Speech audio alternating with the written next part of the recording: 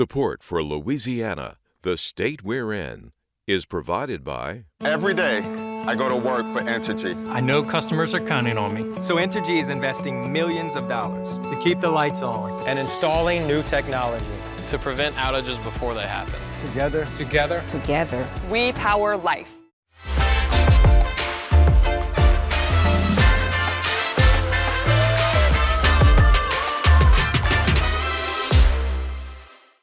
Additional support provided by the Fred B. and Ruth B. Ziegler Foundation and the Ziegler Art Museum located in Jennings City Hall. The museum focuses on emerging Louisiana artists and is an historical and cultural center for Southwest Louisiana. And the Foundation for Excellence in Louisiana Public Broadcasting, with support from viewers like you.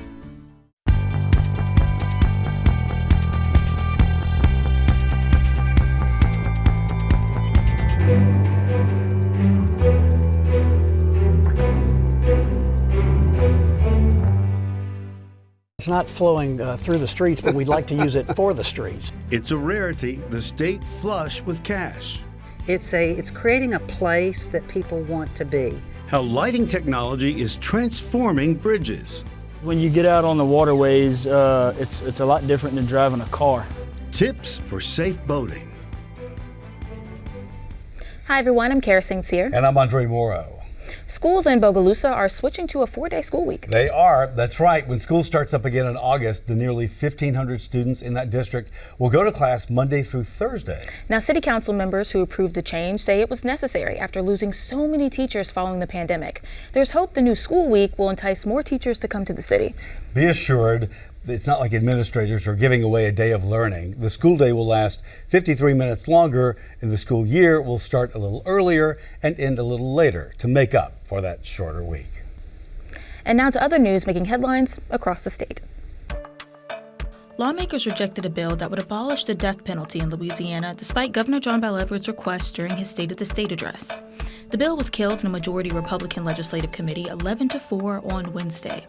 Opponents of the bill argued that families of the victims wouldn't receive justice if the penalty was abolished, while supporters argued that it's a waste of money and an unfair system. Louisiana's last execution was by lethal injection in 2010. There are currently 60 people on death row without persecution dates. Louisiana is one of 27 states with corporal punishment. A bill that would ban gender-affirming care for children died in a Republican-controlled legislative committee after 3 hours of heated deliberation. The final vote that broke the tie came down to Republican State Senator Fred Mills, who said that he believed the decision to pursue gender-affirming care is between the patient and the physician. The bill died 5-4 on Wednesday. Does Louisiana right now have essentially money flowing in the streets? There's so much extra money going around, and the legislature's talking about a lot of it and what to do with it. Well, the man who really knows the answers to that, Jay Darden, Commissioner of Administration here. Jay, great to see you. And there's been a recent revenue estimate. So where does that stand? Well, it's not flowing through the streets, but we'd like to use it for the streets. And Good, one of our big recommendations, of course, because we want to use this money as one-time money, not to build the budget. There are going to be some things that will be recurring expenses that the governor's proposed, like a teacher pay raise and like early childhood education, which is, we think, critical for the future.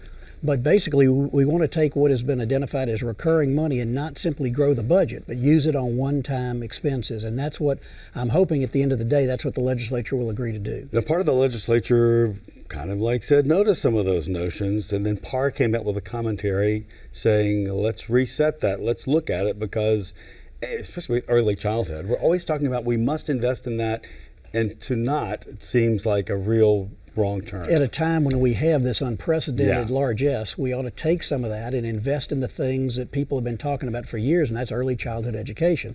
Right. The bill that came over from the House did not do that. It sought to pay down additional payments on the unfunded accrued liability, what's called the initial unfunded accrued liability. We're on a glide path to get that paid off by 2029. Anyway, right? Anyway, no matter what. Okay. There'll be a reamortization next year that's going to lower the payments no matter what. So our thinking is, normally you'd say, let's pay down debt, it's a good thing, but in your home, if you've got a home mortgage and the roof is leaking and you've got some extra money, you don't make an extra mortgage payment, you fix the roof. And that's kind of what our attitude is right now. We have some things that need to be fixed in Louisiana. our roads, our highways, our bridges, investing in education, taking care of some deferred maintenance needs on college campuses, making investments in early childhood and higher ed to an extent that has not been done before. Right. And we all talk about education being the key to the future, which I wholeheartedly agree with. Let's invest in This it. is that one-time opportunity It we've is. said over and over. It is. To make this happen, to put that investment in.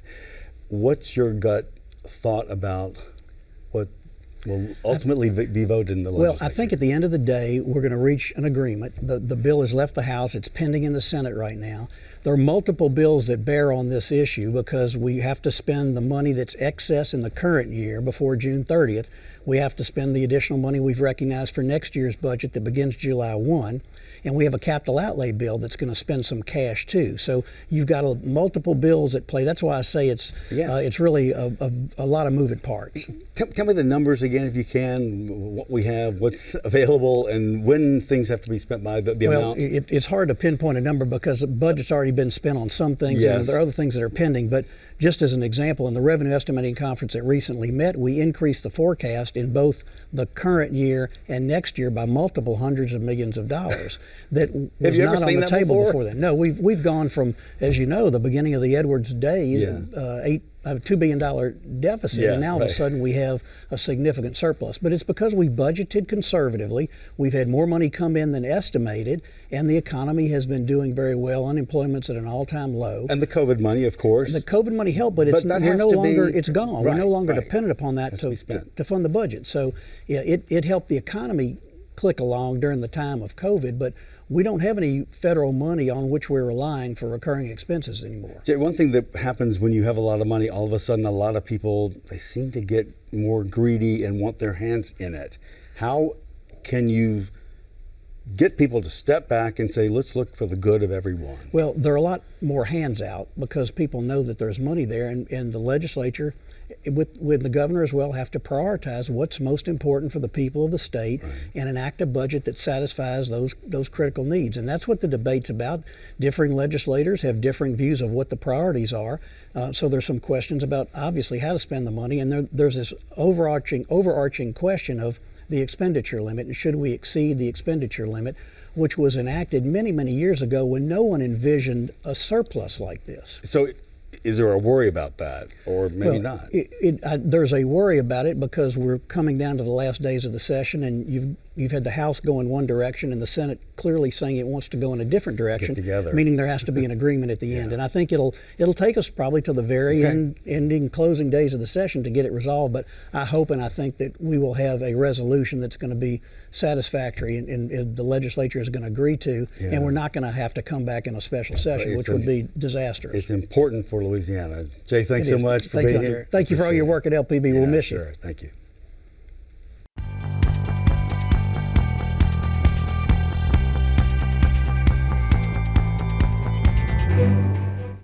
How to make downtown Baton Rouge more of a destination is always under discussion, especially since COVID.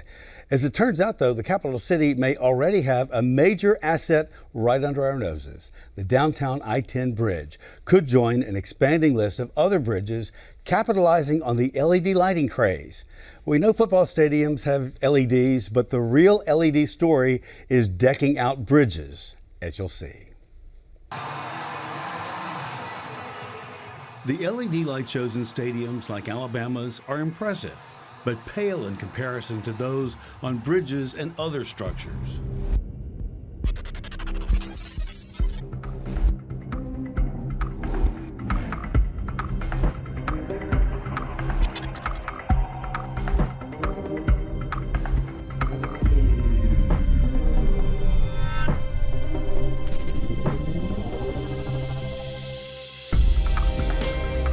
In 2017, Montreal's Jacques Cartier Bridge became the world's first connected bridge, with a lighting system said to move to Montreal's own dynamic beat.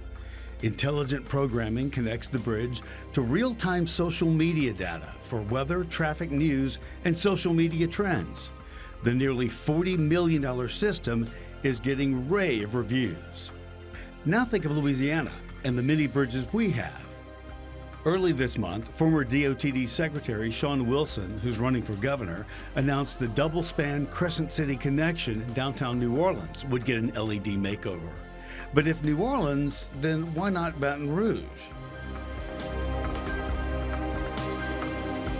Andre, this is like my favorite thing to talk about because you're right. I've done a lot of events over the course of my career, and then over about the last 20 years, I've been working on transportation projects. So seeing the two come together finally are just incredible. Yeah. And then the other aspect that I think is just incredible is the economic driver that something like this can be. It's creating a place that people want to be. They're drawn to it. Not just for events, day in and day out, they're drawn to cities that are investing in this. The fascinating thing, that's a bridge that has always been there. In no time soon will be there a new bridge that comes up. Right. So why not, if you're stuck in traffic, why not sit up and enjoy the light show, right? And what better state, I talked about this before, to be looking at something like this than Louisiana, where there's bridges everywhere. Because we live with water more than most states do. Right. So, and we're finally building larger river crossings. Baton Rouge will get a new one, Lake Charles will get a new bridge. Shreveport was an early investor in bridge lighting, with the Texas Street Bridge over the Red River trimmed in neon. That lighting eventually went dark, though, and in the past few years, the bridge got a benefactor and a whole new LED look. It was unveiled last year. So a philanthropist in the community, Dr. George Bukowski, said, enough, I want to bring back the light and the life and the economic zeal of the riverfront. He put up the first $1 million. $2.5 million was the final price for the job, and the bridge is now named the Bukowski Bridge of Lights. As for New Orleans, Wilson says DOTD will partner with New Orleans and Company tourism leaders on the bridge lighting project.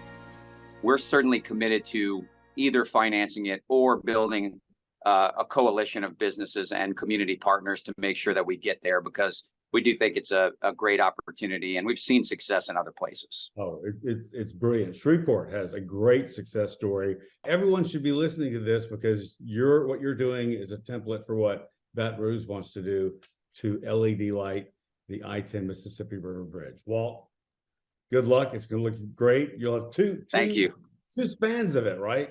It's a spectacular. It's a truly spectacular bridge, and I think it would just add a lot of great value to the beautiful skyline that we already have. And certainly when the time's right, we'll be supportive of Baton Rouge doing it as well, because, that I-10 bridge is a great entryway into the state of Louisiana and over to New Orleans eventually. The cost to light the double-span bridge is about $16 to $17 million. Capital City tourism leaders feel hopeful that Baton Rouge could be in line for an LED spectacle on the prominent Mississippi River Bridge downtown. Certainly, the lighting of such an iconic big bridge over the Mississippi River would be one of those things that would surprise and delight a visitor arriving or staying in Baton Rouge. The fact that DOTD is committed in the New Orleans Bridge is actually a really good thing for us.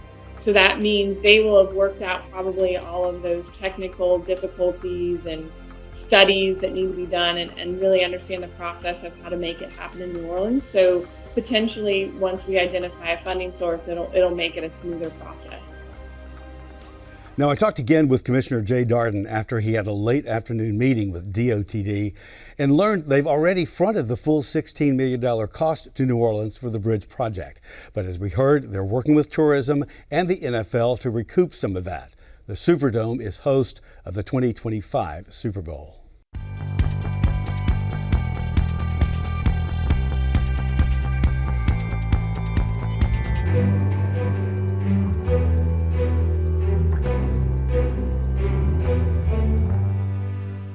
In 2021, Louisiana saw 26 lives taken as the number of crashes dramatically increased. Former LSU cheerleader Chico Garcia survived being thrown from a boat as a drunk driver smashed into a pier, but he was left paralyzed. And that was 12 years ago. It's no surprise that in almost every deadly case, alcohol abuse is a factor. And with this being Safe Boating Week, State Wildlife and Fisheries is sounding the alarm to stay sober and use immense caution when on the water. Memorial Day weekend is almost synonymous with the water, but boating season's led to serious accidents for the past 3 years. When you get out on the waterways, it's a lot different than driving a car. Number one, you don't have brakes, so you definitely have to be aware of your surroundings at all times. Corporal Daniel Vernado is an agent for the Louisiana Department of Wildlife and Fisheries Enforcement Division. His job is to patrol the waterways and keep boaters safe. He says most accidents on the water happen as a result of alcohol. When you go out on the water, it's always a good idea to have a sober driver. A lot of people come out on the waterways and have a good time and have some drinks, but always have a sober driver. In 2020, boating accidents in Louisiana increased by 18% from the year prior. The U.S. Coast Guard report documented 124 accidents and 24 fatalities. In 2021, the number of accidents decreased to 111, but the number of deaths rose to 27. And last year, that number increased again to 29 deaths. This year, if you're planning on getting on the water, make sure you follow these quick tips. First and foremost, don't get in the boat with someone who doesn't have a license. This is the best way to ensure safe travels. Second, wear a life jacket. Wear your life jacket. I know it gets hot out here on the waterways, but we'd rather see somebody wear their life jacket than have to fish them out of the water without it on. Third, know your surroundings. And lastly, don't drink and operate a boat. Most fatalities are alcohol related, just like Corporal Vernado says. It can happen at any spot, at any time. If you were born after January 1st, 1984 and want to operate a boat, it's mandatory you are tested following a rigorous national safety course. The State Department of Wildlife and Fisheries offers those courses free of charge.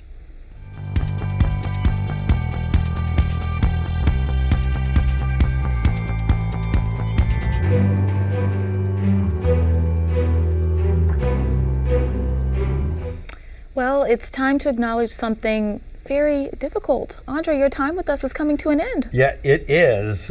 My career in TV winds down tonight with my retirement from LPB. Now this spring, Louisiana's Association of Broadcasters honored me with the 2023 Lifetime Achievement Award. We submitted a video for consideration of that. So here it is. It's a look at my life in front of the cameras. I'm André Moreau, and I am the youngest of 10 children from a big, deep-rooted Louisiana family. I knew that I wanted to be in television, had a tape that was good enough to send out, got a job offer from Alexandria, and went to work there in the spring of 1984.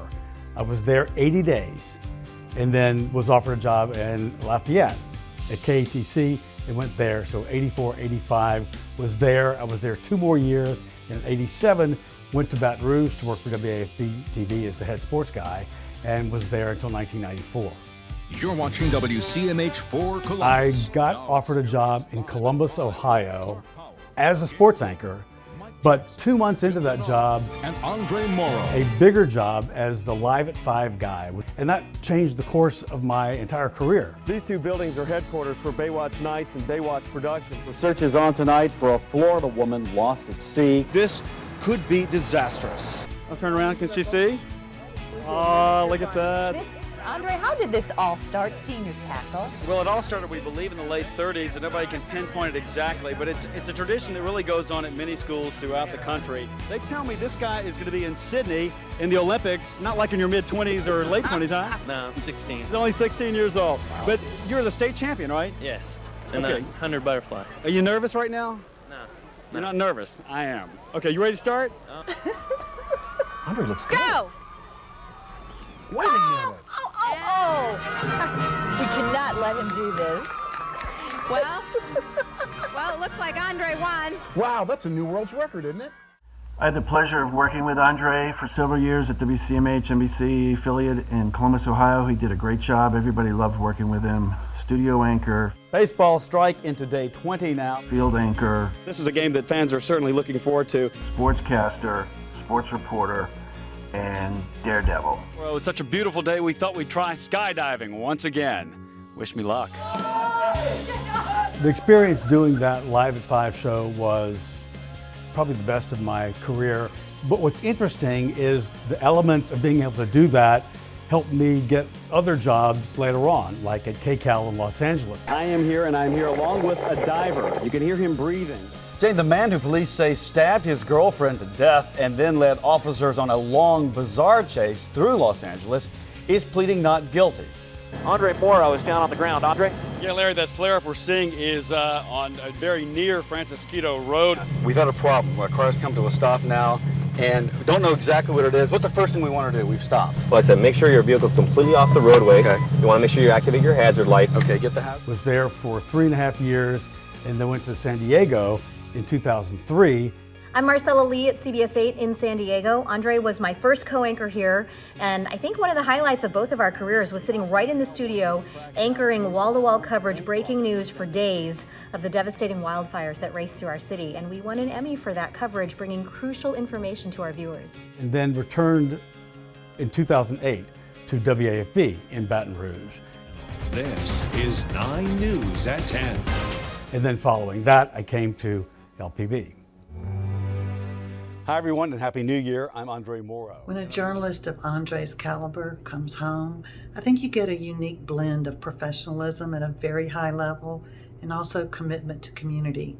You can hear all over Grand Isle the sounds of machinery trying to rebuild. The America's Wetland Foundation saw that when they gave him its highest honor for his coverage of Louisiana's coastal crisis. The mayor of Baton Rouge asked him to chair the Baton Rouge Bicentennial, and Andre worked with me to create a very special event for Baton Rouge, its own New Year's Eve celebration called Red Stick Revelry. We're underway now in downtown Baton Rouge. In its 10th year. He's done things like this everywhere he's worked, but when you get to do it in your hometown, in the state you love, I think it's very, very special. It's one heck of a career, Andre. Thank you. It's been great.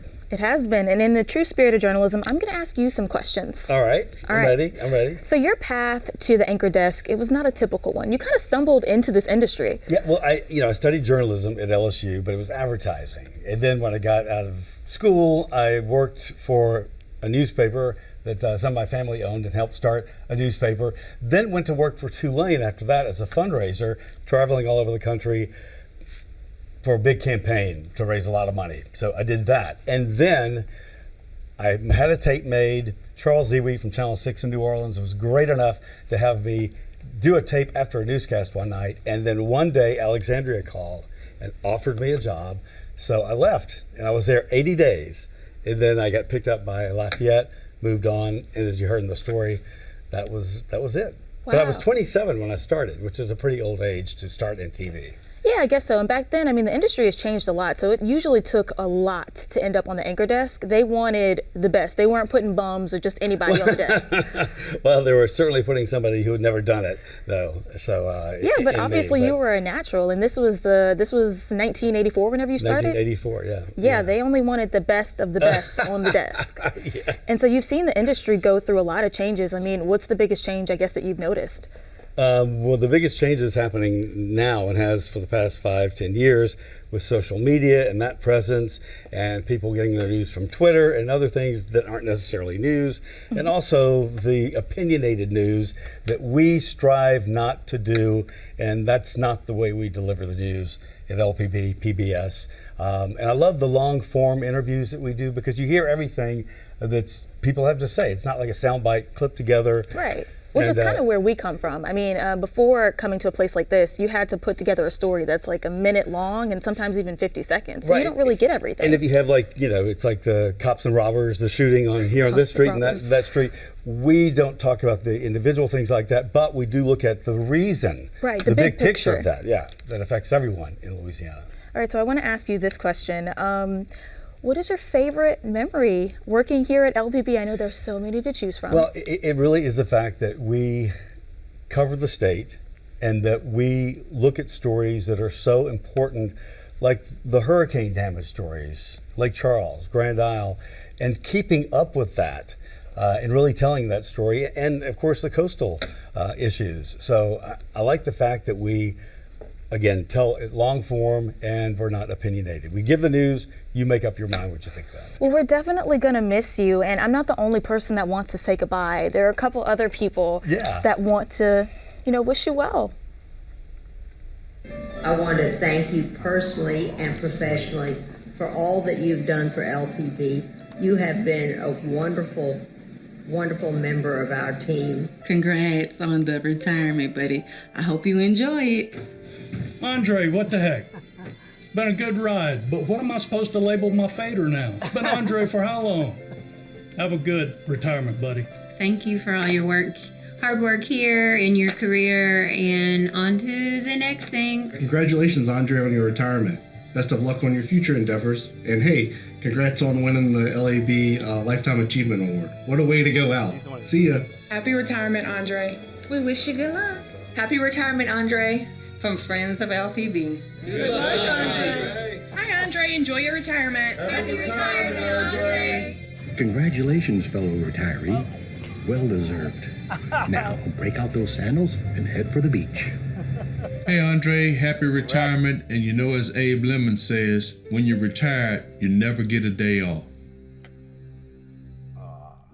That is so nice. With Rex there, our former great photographer. You think he was drinking a mimosa or orange juice? It looked like he was getting ready to go to the beach. That was so thoughtful. But we're not done yet. Oh, I think more people wanted to say goodbye. Come on, y'all. We want to get everybody out here as we sign off. Yes, we do. So come and join us on the set, everybody. And they're coming. Come up here and come on, don't be bashful because we will run out of time. And have to cut the segment. We don't want to do that. Everybody, come on. All right, so these are all the people that make the state we're in possible. Well, not everybody, but some of the it's a people, good there's so bit of many us. people behind the scenes that you never get to see that make this possible. And Sally is out there behind the camera, so we don't see her right now, but she's going to come out here right now too. She runs the show. Sally, if you get out here.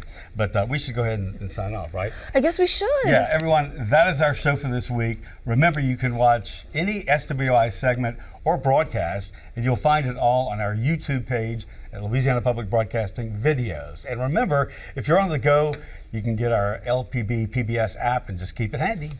You can watch LPB news and public affairs shows as well as other Louisiana programs you've come to enjoy over the years. And please like us on Facebook, Twitter, and Instagram. And I can do it like this for everyone here at Louisiana Public Broadcasting. I'm André Moreau. And I'm Kara St. Cyr. Until next time, that's the state we're in.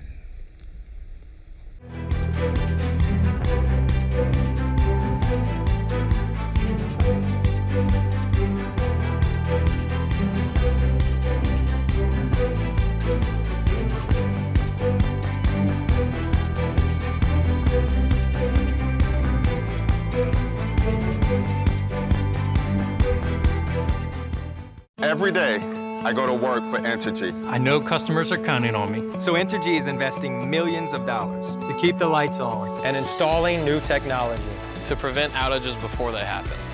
Together, We power life.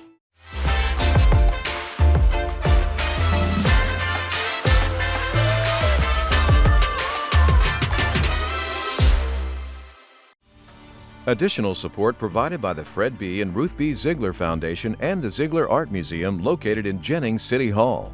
The museum focuses on emerging Louisiana artists and is an historical and cultural center for Southwest Louisiana. And the Foundation for Excellence in Louisiana Public Broadcasting, with support from viewers like you.